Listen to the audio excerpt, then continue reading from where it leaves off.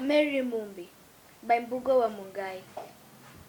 Mumbi is Mary, or it could be, except when she is sad, which is most times. Sitting quietly in class, friends only with textbooks, answering no questions, teachers don't ask, writing colorfully about broken dreams, which make her merry, except she is sad.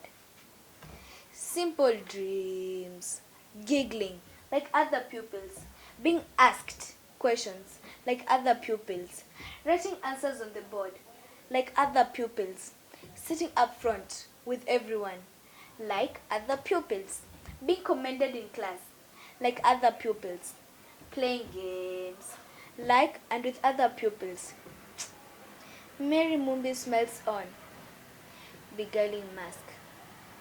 Except Mary Mumbi can't hear jokes, shouts, questions, praises, advice, calls. What else? Everything a sound, question mark, about being in the world. Nevertheless, Mary Mumbi smells on, waiting for a sign language interpreter